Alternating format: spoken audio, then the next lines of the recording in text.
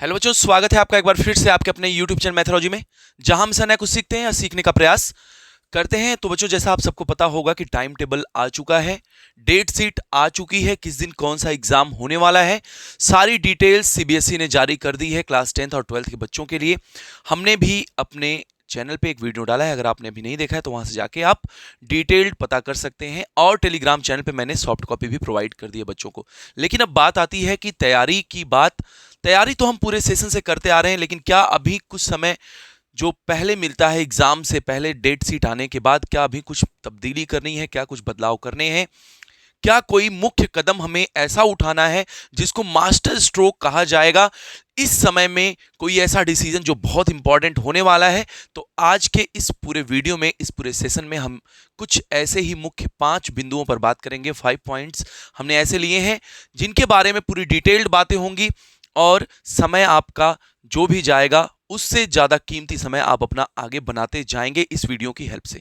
तो मैं ही उम्मीद करता हूं कि आप जो भी आगे बातें समझेंगे उसको नोट करते रहेंगे, और नोट करने से ज्यादा मुख्य है उसको आप अपने लिए, अपने एग्जाम प्रिपरेशन के लिए, अपने पूरी तैयारी पर फॉलो और अप्लाई करते जाएंगे। तो स्टार्ट करते हैं पहले टॉपिक से जो हमने लिया है आज के सेशन में, सबसे पहला टॉपिक। तो बच्चों, जो सबसे पहला टॉपिक है टाइम टेबल। टाइम टेबल एक ऐसी प्रायोरिटी होती है, मुझे पता है बच्चों ने पहले ही टाइम टेबल बना रखा है, आप टाइम टेबल से ही पढ़ रहे हैं, लेकिन फिर भी कुछ बातें हैं जो मैं यहां पर जिक्र करना चाहूंगा कि सबसे पहले what is need of time table. Time table बनाने की आवश्यकता ही क्यों पड़ती है? तो सबसे पहले इस प्रश्न का जवाब बस इतना है बच्चे, अगर आपने टाइम टेबल नहीं बनाया तो आप बस एक उदाहरण समझिए। अगर आप किसी स्कूल में पढ़ते हो तो वहां पर एक टाइम टेबल फॉलो होता है। मंडे को सब्जेक्ट रहता है, first period, second period, third period ऐसे अलॉटेड है, आप जानते हो। अगर सोचिए थोड़ा सा, टाइम टेबल स्कूल में ना हो, आप जाएं, कोई भी टीचर आए अपना बुक लेकर पढ़ाए चला जाए, क्या उस सिचुएशन को आप थोड़ा सा इमेजिन कर सकते हो कि उस तरीके से पढ़ने से क्या हमारी तैयारी अच्छी होगी, या हम प्रिपेयर्ड हो पाएंगे, या हम आगे की क्लास के लिए भी प्रिपेयर्ड हो पाएंगे? ऐसा बहुत सारी प्रॉब्लम आएंगी। लेकिन हमारे यहाँ टाइम टेबल की क्या आवश्यकता है? सबसे आवश्यक है टाइम टेबल बनाना, इसलिए क्योंकि अगर हम टाइम टेबल नहीं बनाएंगे तो बहुत सारी चीजें हो सकता है हमसे छूट जाए, बहुत सारी चीजें हम मिस कर दें, हमारा फोकस मैथमेटिक्स पे ज्यादा हो और हम हिंदी को पढ़ना कम कर दें। तो टाइम टेबल बनाने से होगा क्या, हम अपने टाइम टेबल में सारे सब्जेक्ट को प्रायोरिटी देंगे, और सारे मुख्य सब्जेक्ट को, सारे सब्जेक्ट को ऐसे ऐसे प्लेस पे रखेंगे कि हमसे कोई सब्जेक्ट बचने ना पाए तैयारी के दौरान। तो हम अभी देखेंगे यहां पर, जब टाइम टेबल आप बनाइएगा तो एक बात याद रखिएगा, एग्जाम डेट शीट आ चुका है, आप पहले देख लीजिए कि किस सब्जेक्ट के बीच में कितने की गैपिंग मिल रही है आपको, किस सब्जेक्ट के बीच में ज्यादा गैपिंग मिल रही है, किस सब्जेक्ट में कम गैपिंग मिल रही है, उसके अकॉर्डिंग आप प्रिपरेशन स्टार्ट कर दीजिए। और टाइम टेबल में भी उसी सब्जेक्ट को उतनी प्रायोरिटी रखिए, और बाकी के सब्जेक्ट के प्रिपरेशन भी पैरेलल करते रहिए। टाइम टेबल बनाने का सबसे मुख्य और आवश्यक भाग यही है कि टाइम टेबल के हेल्प से हम समझ पाते हैं हमारी तैयारी कितनी हो चुकी है और कितनी तैयारी बाकी है। What is the importance of time table? Time table का महत्व क्या है? टाइम टेबल बनाने से हमारा माइंड सेट होता है और हम रेगुलर स्टडी करने चल जाते हैं। टाइम टेबल जब आप बना लीजिएगा ना, तो आपके मन में आएगा, जैसे आपका टाइम टेबल 8 to 10 का है, तो आप सोचते नहीं 8 से 10 पढ़ना है। लेकिन टाइम टेबल में 8 से 10 पढ़ने का मतलब सिर्फ नहीं कि 8 से 10 पढ़ना है, मैं भी आगे बहुत सारी बातें करने वाला हूं। इसीलिए टाइम टेबल जब भी बनाया जाता है ना सब्जेक्ट वाइज, ये नहीं कि मैं सर 8 से 10 डेली पढ़ता हूं इवनिंग में। 8 से 10 पढ़ना मतलब सिर्फ 8 से 10 पढ़ना नहीं, आप उस समय में क्या पढ़ रहे हो, कौन से सब्जेक्ट को पढ़ रहे हो, कौन से चैप्टर को पढ़ रहे हो, सारी बातें इंपॉर्टेंट होती है। तो टाइम टेबल बनाने से लाभ ये होता है हमारा कि हम रेगुलरिटी पाते हैं, हम कंटिन्यूटी बनाते हैं, रिदम बनाते हैं अपने स्टडी में। और सबसे बड़ी बात है, what are the benefits? Benefit क्या है? बेनिफिट ये है कि हम जब एंड ऑफ द डे देखेंगे, end of the day means जब हम पूरी तैयारी करके एग्जाम में जाएंगे, तो हमें पता चलेगा कि हमारा टाइम टेबल हमको इतना हेल्प किया है। जो चीज़ें, जो बच्चे परेशान हो रहे हैं, तैयारी नहीं कर पाए हैं, क्यों? क्योंकि उनको लगा कि समय मिला ही नहीं। लेकिन जिन्होंने टाइम टेबल बना रखा था पहले से, वो समय को मैनेज करते चले गए और टाइम टेबल की हेल्प से अपने हर सब्जेक्ट पर पकड़ मजबूत बनाते चले गए। तो बहुत सारे फायदे यहां पर है। How to prepare the time table? Time table कैसे बनाएं? अगर आपने नहीं बनाया है टाइम टेबल तो मैं यहां कुछ बातें भी बताऊंगा, लेकिन उसके पहले एक क्वेश्चन आता है, what is the peak concentration time?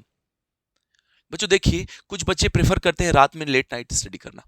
कुछ बच्चों का मानना है कि अगर हम सुबह जल्दी उठ के पढ़ाई करें तो हमारी स्टडी अच्छी होती है, हम ज्यादा पढ़ पाते हैं, चीजों को ज्यादा समझ पाते हैं। लेकिन मैं यहां पर एक बात बिल्कुल बोलूंगा, हर बच्चे का पीक कंसंट्रेशन टाइम अलग होता है। तो पहले पीक कंसंट्रेशन टाइम होता क्या है? पीक कंसंट्रेशन टाइम उसको बोलते हैं जिस समय आपका कंसंट्रेशन मोस्ट हो, मैक्सिमम हो, उस टाइम को बोलते हैं पीक कंसंट्रेशन टाइम।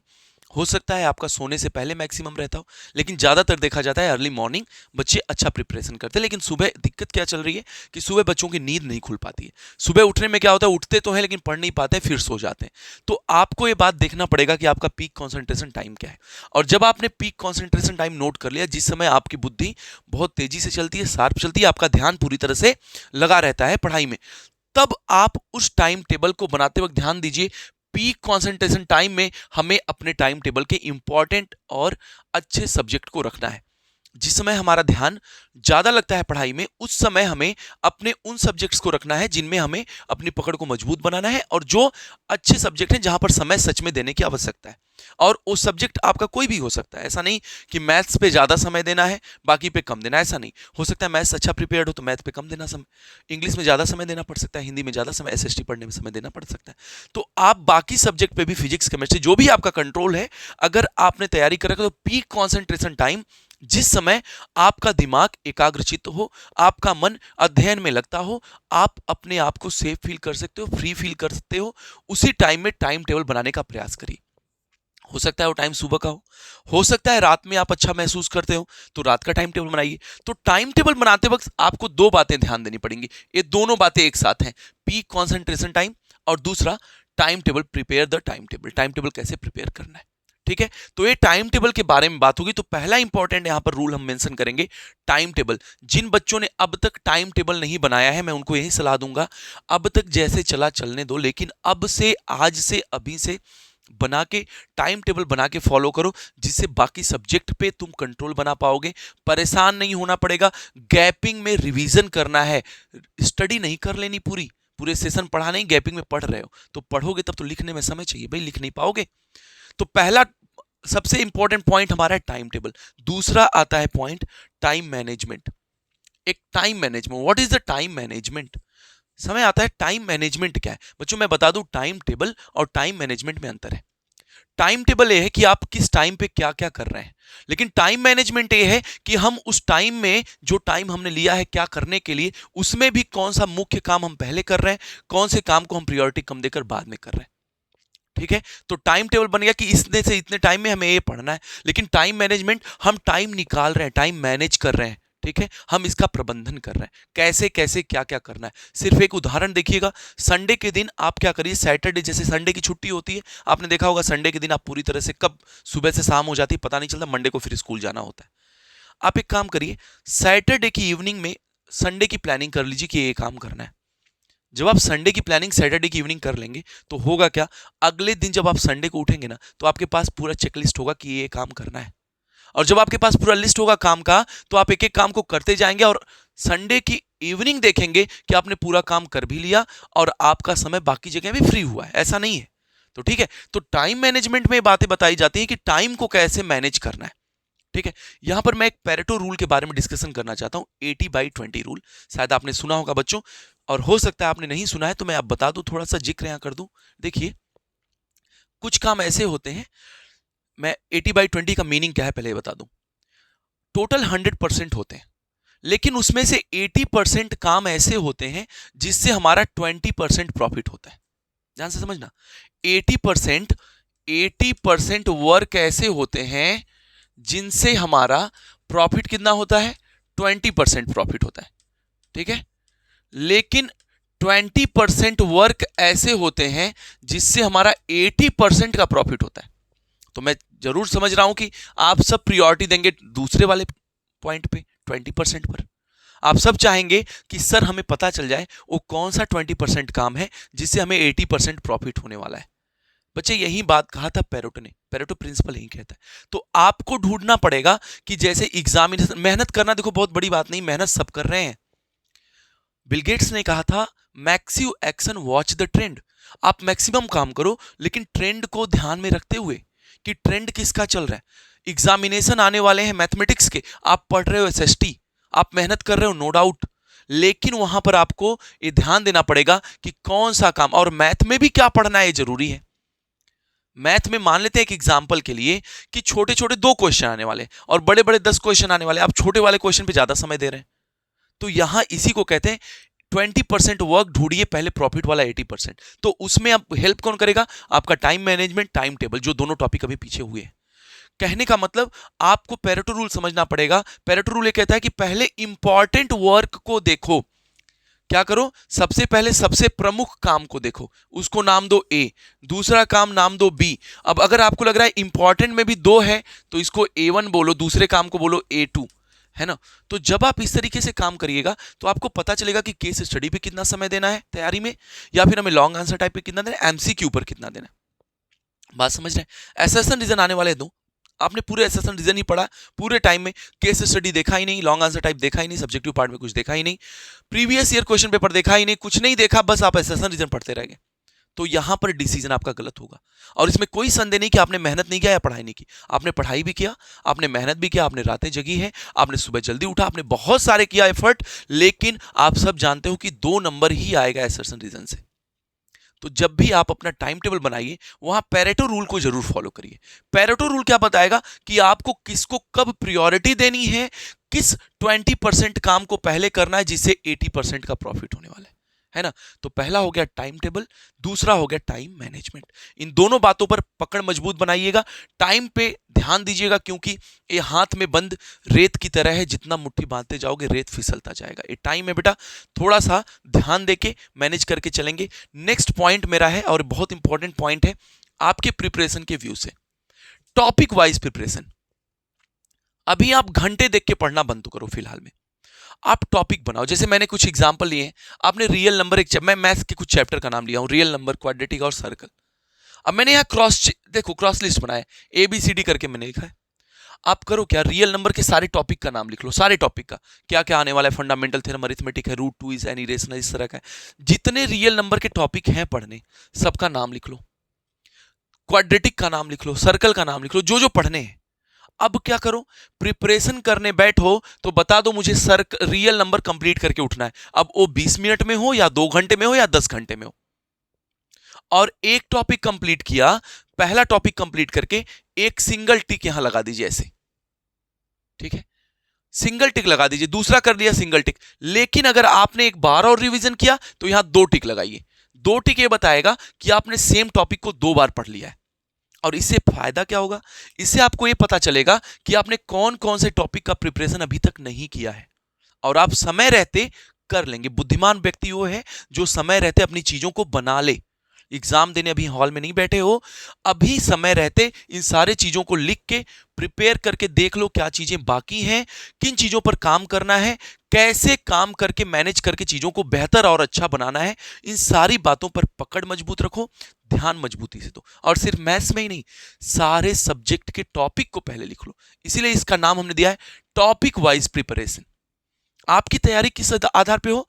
मुख्य मुख्य बिंदुओं का। और ये होगा कहां? चार्ट। ये चार्ट आपके स्टडी टेबल के बिल्कुल सामने, कि आप जहां पढ़ने बैठो आपको सब दिखे, हाँ अभी ये तो पूरा बाकी है, पूरा बाकी। तब आप अपने काम की स्पीड, अब काम देख के पढ़ना है। हमारे इतने टॉपिक पढ़ने, हमें पढ़ के हटाना है।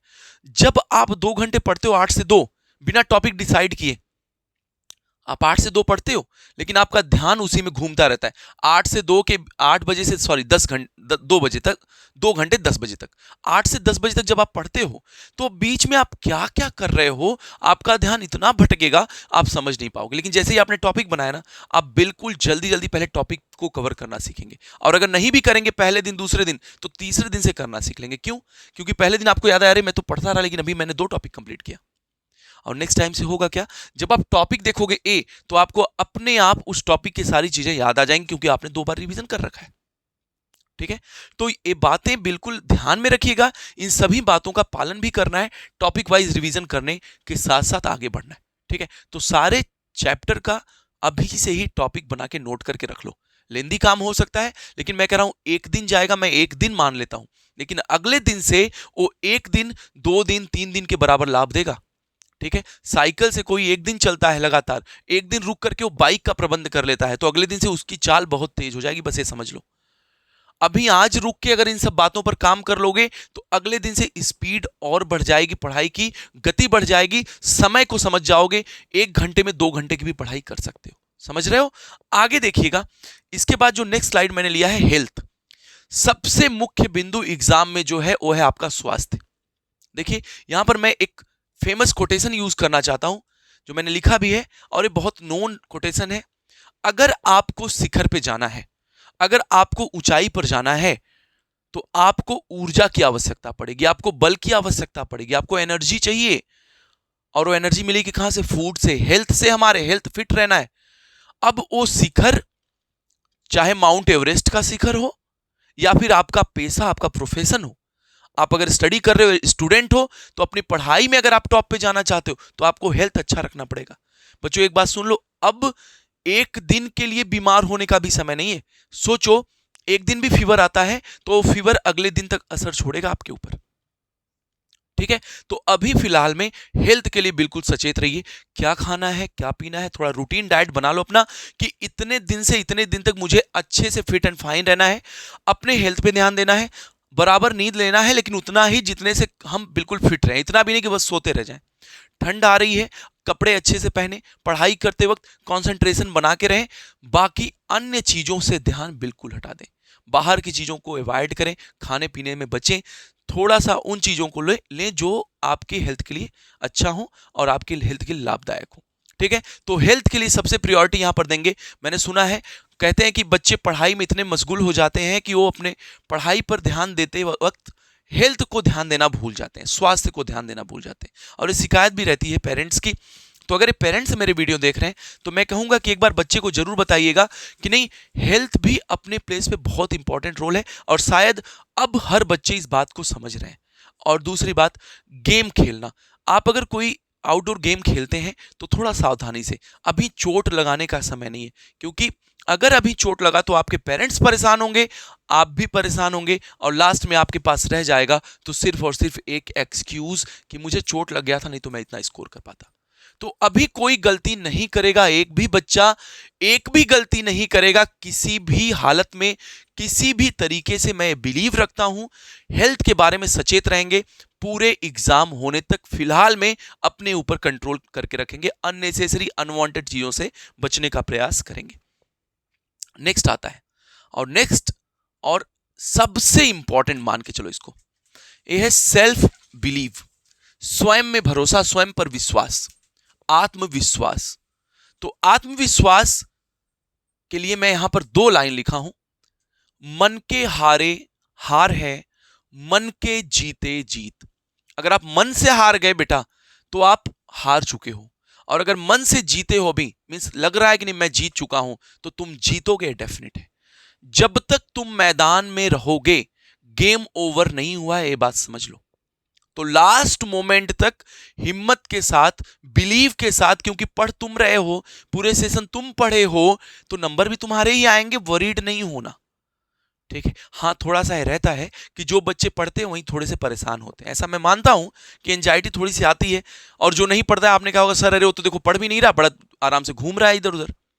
ठीक है, जो पढ़ते हैं उनको थोड़ा सा होता है, थोड़ा सा नहीं, एग्जाम का होता है, ऐसे प्रेशर महसूस होता है। लेकिन आप अच्छा भी करिए, क्योंकि आप बिलीव रखिए, आपने ही पूरे सेशन पढ़ाई किया है, आप बहुत बेहतर, बहुत अच्छा कर सकते हैं। इस बात पे बिल्कुल भरोसा कर लो पहले कि नहीं, मैं खुद में सबसे बेस्ट, सबसे अच्छा हूं, और मुझे अपने काम पर पूरा भरोसा है, मुझे आत्मविश्वास है मेरे किए गए काम पर, और मैं जो अभी कर रहा हूं इस काम पर, मीन्स मेरी तैयारी पर। दूसरा, यदि आपके पास आत्मविश्वास है तो आपने आधी बाजी खेलने से पहले ही जीत ली है।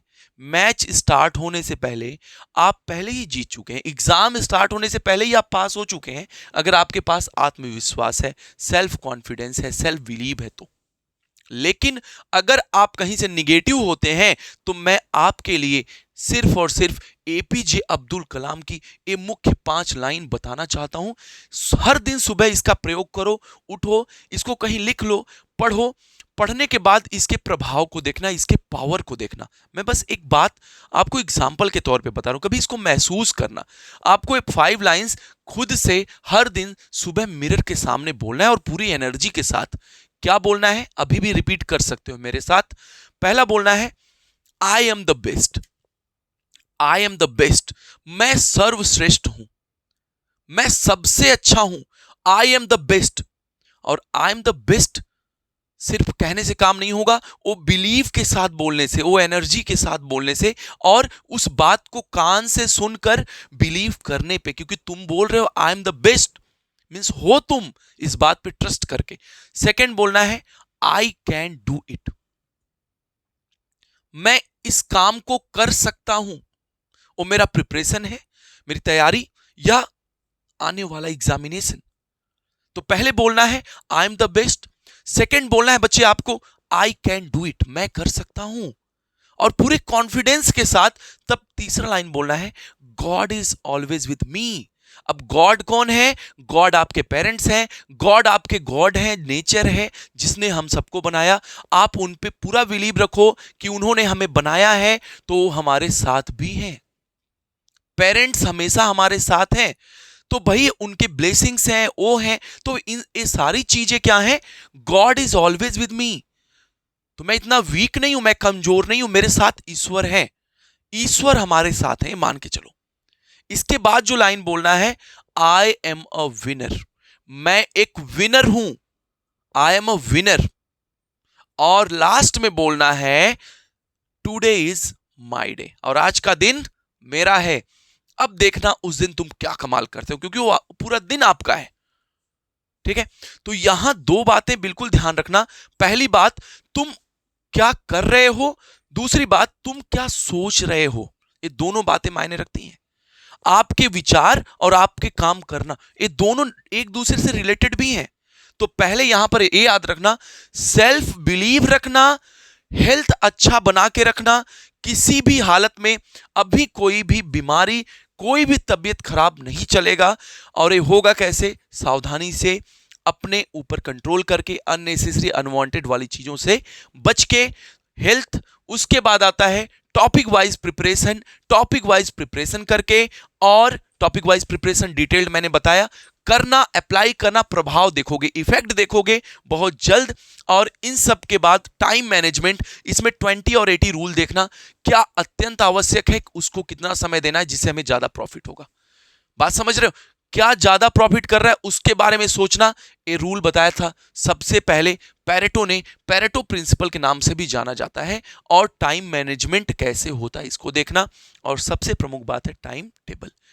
टाइम टेबल के बारे में जरूर सचेत रहना, क्योंकि अगर आपने अब तक बेस्ट टाइम टेबल नहीं दिया है, बनाया नहीं है, तो मैं मान के चलता हूं आपने टाइम, आप जहां भी हैं अच्छे लेवल पे हैं, लेकिन अगर आपने टाइम टेबल बना लिया होता तो और ऊपर होते। और अभी भी अगर आपने टाइम टेबल नहीं बनाया है, और अगर बना लेंगे तो आप जहां हैं उससे आगे जाएंगे। ये मेरी डेफिनेट और बिल्कुल ट्रुथ स्टेटमेंट है। तो बच्चों, मैं उम्मीद करता हूं कि आप अपनी एनर्जी को मेंटेन करके चलेंगे और उस एनर्जी को वहीं पर प्रभावित करेंगे, वहीं लगाएंगे, जिससे आपका, आपके पेरेंट्स का, सबका प्रॉफिट हो। और लास्ट में मैं बस यही बोलूंगा कि एक बात मान के चलो बेटा, कि अगर तुम लगन लगा लिए पढ़ाई में, तो मैं कहता हूं कोई दूसरा रास्ता नहीं है जीत के अलावा। तुम जीतोगे, इट इज डेफिनेट स्टेटमेंट। तो बच्चों, आज से ही लग जाओ। मेरी ब्लेसिंग्स, मेरे आशीर्वाद आपके साथ हैं, मेरे बेस्ट विशेस आपके साथ हैं, लेकिन काम आपको करना है पूरी एनर्जी के साथ, क्योंकि today is your day. Thank you so much. जय हिंद टू ऑल।